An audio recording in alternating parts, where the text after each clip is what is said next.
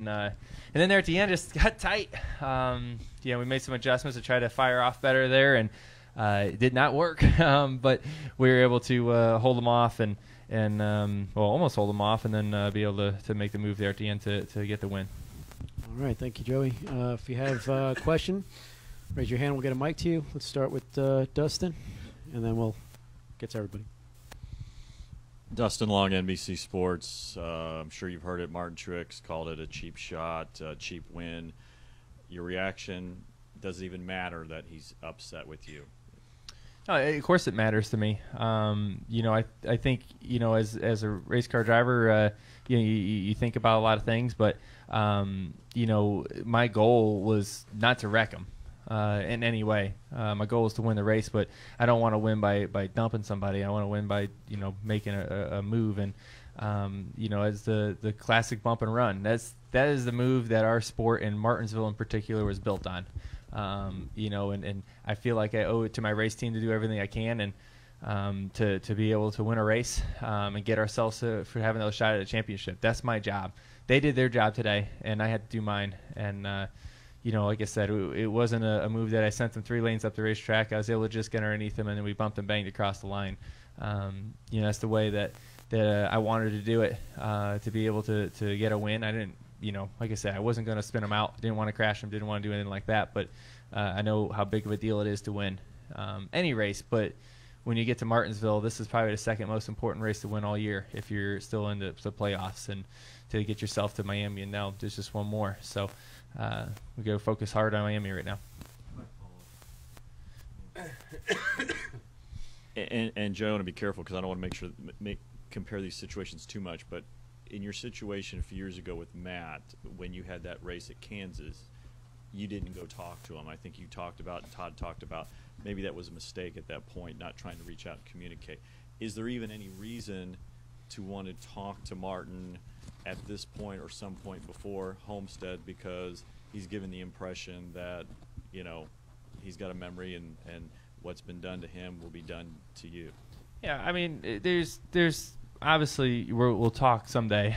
When, I don't know yet. Just give me a minute. Here, I just got here. I can't give you all the answers yet. Give me a chance. But I'm sure we will talk about it, and it's probably smart that we all kind of cool off first. But I think in general, this move here is a very different move, and was able to, like I said, we didn't crash. We've seen that move here how many times? I don't know, but quite a bit over the last 70 years or so here. That's what this racetrack's built on, and I would be expecting the same thing if the roles were reversed. I would be frustrated if I was him also. You're right there at it. I get it. It's racing. It's hard. It's not not everyone's happy about it, and there's going to be people that love it, and there's going to be people that don't, and that's up to them to decide. But I know what I had to do to get my team into the championship four and ultimately win the race today. What about Bob Pocker, CSPN? Martin said that he wouldn't have done that move to you, and I'm curious in the sense of whether it was a cheap shot or not a cheap shot. How, when you have the trophy and a championship, are you able as a driver to say, do something that maybe you're not the most proud of to win a championship? I mean, is that okay? I think it's how what it is. Every scenario is different, right? And in this situation, like I said, if I spun him out, I'd feel pretty bad right now. I'd say, yeah, I did not mean to do that, and that was not the goal. That's a different story. And I think I'd be feeling a lot different right now. The fact that, he still finished in the top 3. We had a hard race. We raced the heck out of each other. He bumped me a couple times when he was trying to get by me. I get it. Don't blame him. It's racing. I'm not putting fault on anyone or if anyone would do anything different. Every driver has to have their opinion, and we're all up, and everyone in this room will have their own opinion, and that's okay. It's up to you guys to decide what you want, but the facts are it's over now, and now it's time to move on. Over here. Peter Strada with TSJ Sports. Joey, this is your 20th career win in the Cup Series. When compared against the Daytona 500, which one is bigger, given the playoff format? It's hard to say that anything's bigger than a Daytona 500, but to me, this is definitely one of the maybe a top 3 or 4 win in my career. And I guess if we win Miami, that would be bigger than Daytona 500 at this point. that we have a shot to win a championship there. So, but Martinsville's always been a special place. Is on the top of my list to get a win because we've been so close so many times, lit so many laps, sat up here with a lot of poles, but never was able to finish the deal off. And just a great feeling to finally get that done and get that grandfather clock. So, like I said, I'm proud of my race team. I'm proud of the car they brought today and the way the whole team executed to ultimately get here. I think that's to me a big story and that I'm going to bring back to our race shop and be proud of that. So big momentum builder. We'll think about Miami for the next 2 races. Obviously, that's the biggest advantage, but we're also not going to lay down these next 2 races either. There's still 2 races to win. There's momentum to keep up right now and make sure we get ourselves ready. Mike Massey with FrenchStretch.com. Before Truex got to you, you had to hold off your teammate who was hounding you for several laps. Were you worried at all that Brad was going to dump you or anything? And is there like a code between you guys for how to race each other when it comes down to the last 10 laps? Well, obviously, he wanted to win. He showed that, and I wanted to win. Obviously, the win to me meant a lot more. And obviously, he wants to prove that he's a championship car as well. After everything that's happened in the last round, and I get that.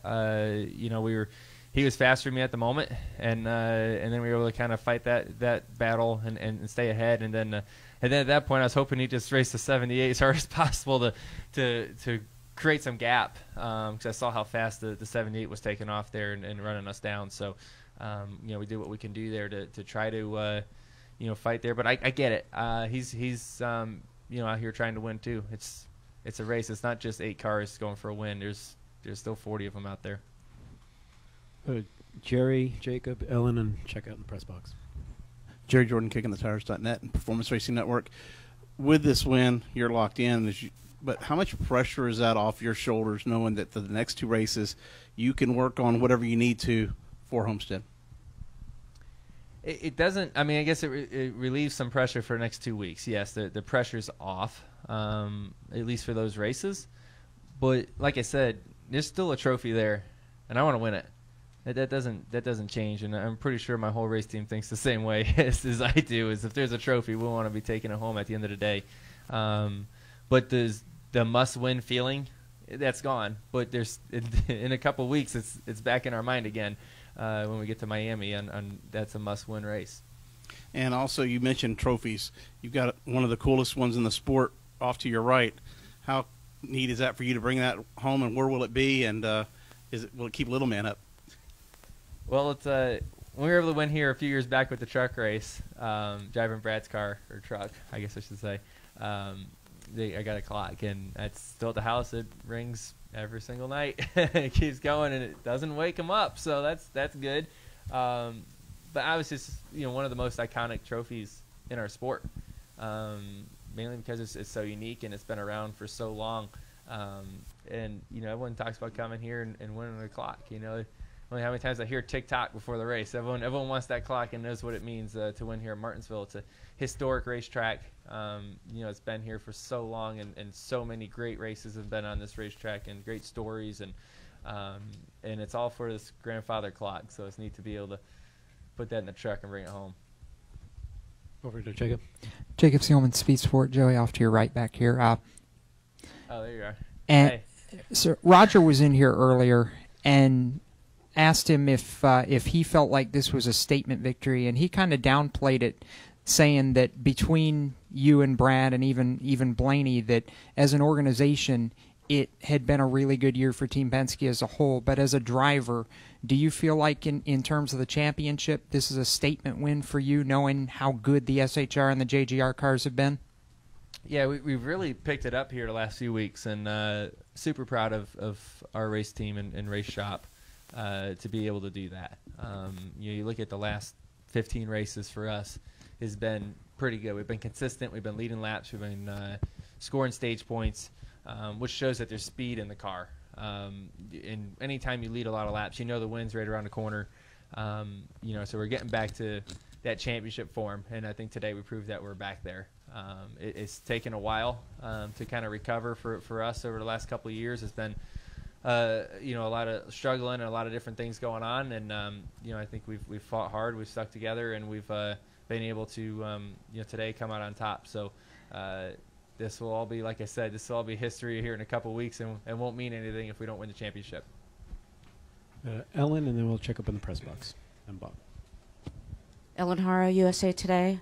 When Denny was in here, he was asked for his perspective of the final couple laps, what he saw riding behind you and Martin, and he said that he didn't think you could win once Truex got inside of you and you on the outside, and that your only choice was to concede the position to get back behind him and then end it how it ended. Do you agree with Hamlin, or do you think had you stayed side by side, you could have pulled it off? I guess we'll never know. I know I couldn't stay out there. I was trying to, and the way my car was, I had to pretty much park in the center to get it to rotate, and then it would just get cars stacked right up on top of me and exit the corner with the car right behind me. I had no air on the spoiler, and it was really loose. So it was really hard for me to drive away. So moving up the racetrack was faster for me, and at that point it was kind of move up and then just be able to try to hold pin cars down on the bottom. That was kind of my only play at the moment. So I was doing all I can just to stay within striking distance, and it was definitely on the defense is all I can do to stay there. And was that the plan the whole time? No, the plan was to stay in the lead the whole time. It was never to give the spot up. That was the last thing on my mind. Any questions in the press box? We do. Yeah, Chris Knight, CatchFence.com. Joey, how strong, is there anything that you guys can do to get stronger over these next couple of weeks to prepare yourself to battle with the likes of Harvick and potentially Kyle Busch? And how do you guys approach Homestead? I'm sure there will definitely be ways that we can improve. I think right now, let me enjoy the moment for a minute, man. Come on, this is cool.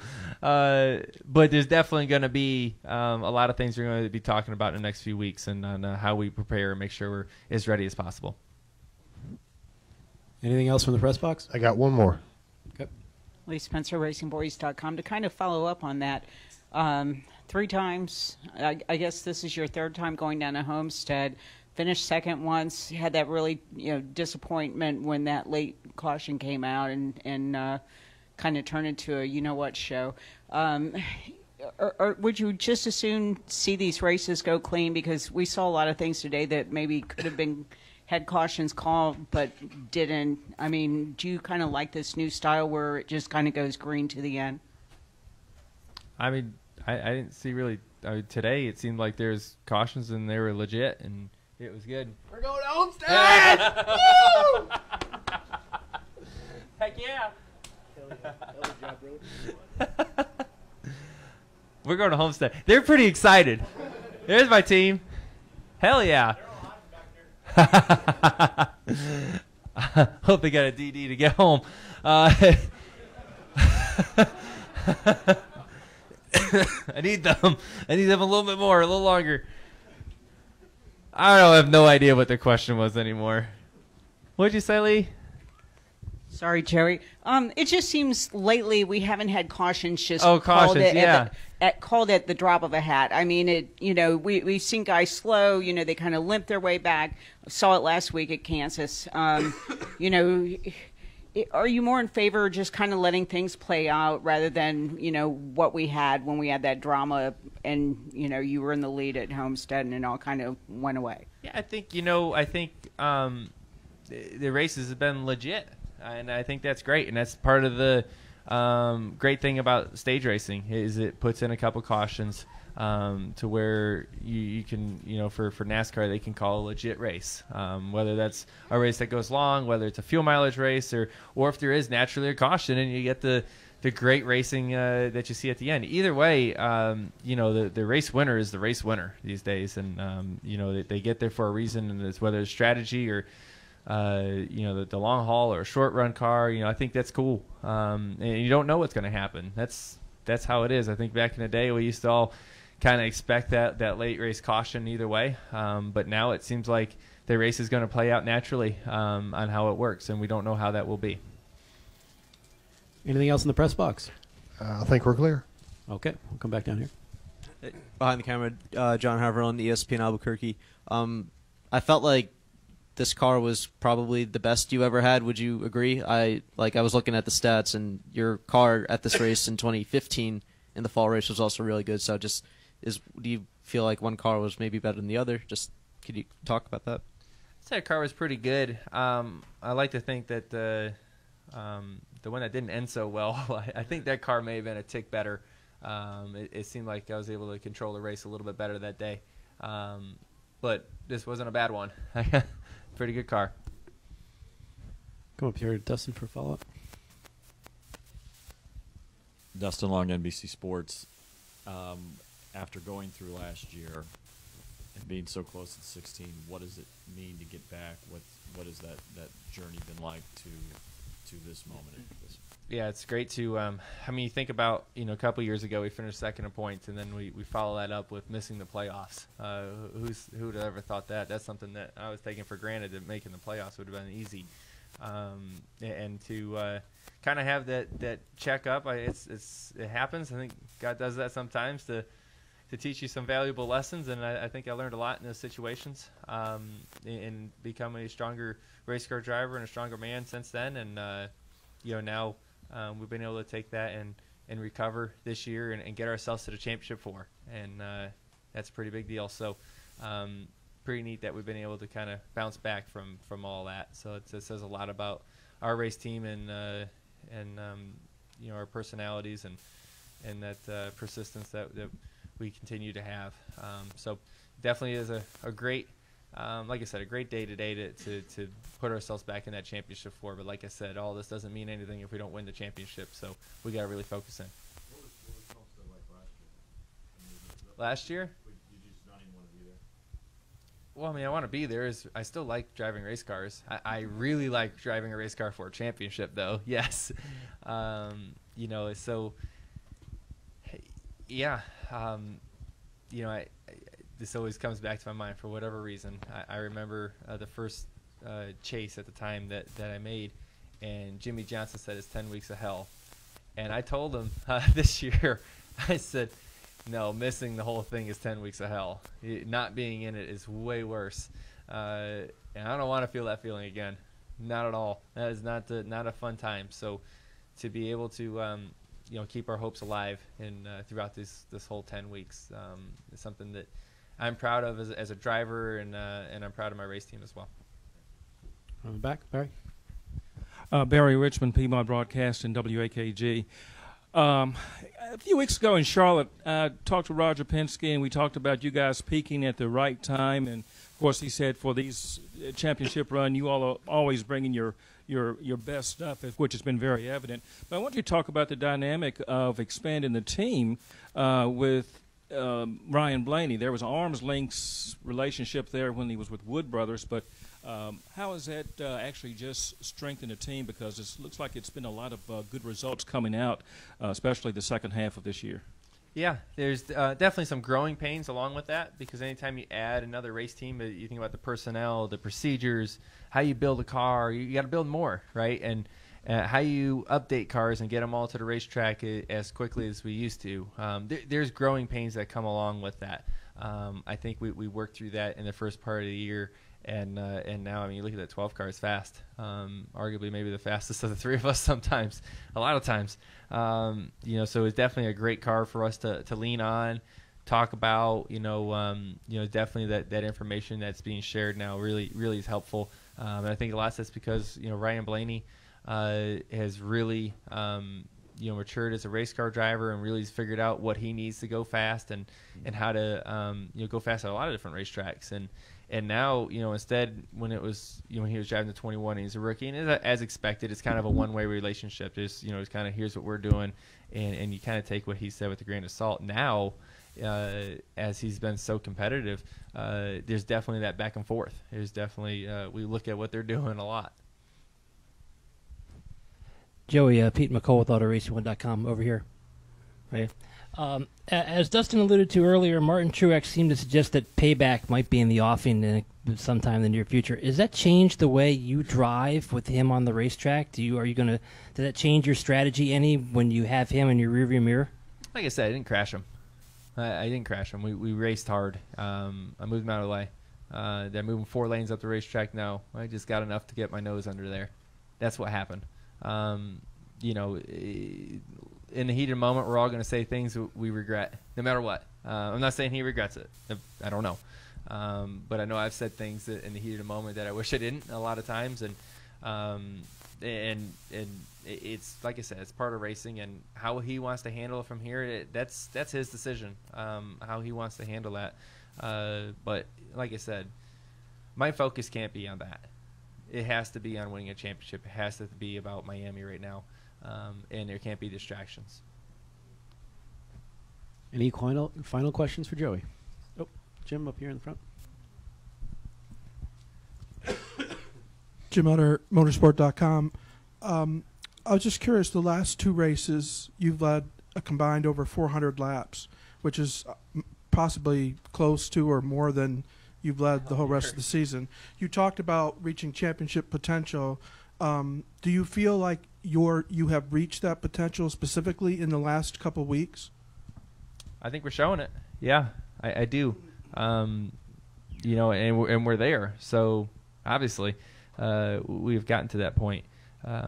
If you asked me in the beginning of the playoffs, I was kind of, you know, we were consistent. We were getting a lot of top 10s, but we weren't really a threat to win yet. But I think over the last few races, maybe 5 or 6 races, we've really, you know, been able to pick it up and show that, you know, we can become a threat. And I think today, with the way our pit stops were, and the speed, and there was no mistakes made all day long on anyone's part. And I think that's when you know you're in championship form. A quick follow-up. When Brad got eliminated, did you feel your chances changed, good, bad, indifferent at all? You know, I think you always want all the cars in there, right? You want as many shots that you can get for Roger Penske, for everyone that works at Team Penske to get a championship. It affects so many people's livelihoods, right? The bonuses that come along with everyone that works at the race shop. There's a lot that goes along with these things that, you know, for us at the racetrack, we kind of think about winning in the championship, but it affects people's life in a lot of different ways when we're a performance-based company like most racing companies are. You know, so you don't ever want to see that opportunity for them go away. The advantage part is that we're building, you know, 1 car instead of trying to build 3 special cars, or in some cases 4 special cars, right, that are just, you know, massaged on and trying to get every little bit out of. And so that's the advantage, I guess. You know, but I don't think it's the advantage that anyone wanted. I think it's up to us to try to find an advantage a lot of times in a negative situation like that. But we were able to use it to our advantage, I guess, a little bit here today. Jerry Jordan, Kicking the Tires at PRN. Over the past couple of weeks, probably everybody in here has bought a lottery ticket for Powerball or Mega Millions and thought how cool it would be to win that. But can you let yourself think about how cool it would be to win the championship? Do you let yourself do that? Of course I do. I'm human. I don't know if my fantasy land is very close to reality. A lot of times it's a little different. But you know, the championship is the ultimate goal. That is what I've said since I was 6 years old and I got in a race car. I want to win a NASCAR championship, and been close a couple times now, and I know how much it hurts to lose. So I can only imagine what winning feels like. It must be the polar opposite. That must feel pretty good. I like to win. That'd be pretty cool. All right, Joey, congratulations. Thank you so much for coming in and spending so much time with us, and good luck in Homestead. All right, thanks, guys. Have a safe trip home.